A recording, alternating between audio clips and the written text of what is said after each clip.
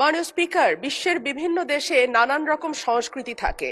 নাচের সংস্কৃতি, গানের সংস্কৃতি, অভিনয়ের সংস্কৃতি, কবিতার সংস্কৃতি। আমাদের দেশে মাননীয় স্পিকার, গত ১.৫ বছর এবং এরপরে গত ২ মাস ধরে আমরা মবের সংস্কৃতি দেখলাম। আমরা দেখলাম বাংলাদেশ ব্যাংকের গভর্নরকে মব করে সরানো হয়েছে। আমরা দেখলাম বাসসের প্রধানকে মব করা হয়েছে। বরিশাল আদালতের প্রাঙ্গণে মব হয়েছে। সুপ্রিম কোর্ট লয়ার্স রুমে মব হয়েছে। ডেইলি স্টার, প্রথম আলো ভাঙা হয়েছে। চট্টগ্রামে ১.৫ বছর আগে নেচে গেয়ে নাচ এবং গানের মাধ্যমে মব তৈরি করে ছিনতাইকারী সন্দেহে পিটিয়ে মারা হয়েছে। কুষ্টিয়ায় একজন কথিত পীরকে পিটিয়ে মারা হয়েছে কিছুদিন আগে। মাননীয় স্পিকার, আমাদের সম্মানিত মাননীয় স্বরাষ্ট্রমন্ত্রী আজকে উপস্থিত আছেন।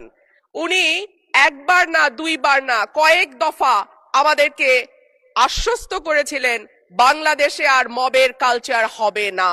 উনি আমাদেরকে আশ্বস্ত করেছিলেন বাংলাদেশে বিচারহীনতার সংস্কৃতি হবে না।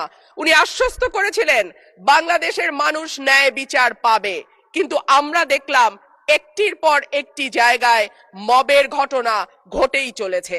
আজকে আমাদের স্বরাষ্ট্রমন্ত্রী উপস্থিত আছেন। আমি ওনার দৃষ্টি আকর্ষণ করে বলি, আজকে মাননীয় প্রধানমন্ত্রীও একই ধরনের কথা বলেছেন। মানুষ যখন ন্যায় বিচার পায় না, তখনই এইরকম সংস্কৃতির বাড়ে এবং মানুষ এই ধরনের সংস্কৃতিতে জড়িয়ে যায়। মানুষের মধ্যে হতাশা আছে, মানুষের মধ্যে ক্ষোভ আছে, মানুষের মধ্যে বৈষম্য আছে, পড়ছে দৃষ্টান্তমূলক শাস্তির অভাব। গত ১.৫ বছরে চট্টগ্রামে মব করে যেই লোকটিকে পিটিয়ে মারা হয়েছিল, তার বিচার এখন পর্যন্ত হয়নি। মাননীয় স্পিকার,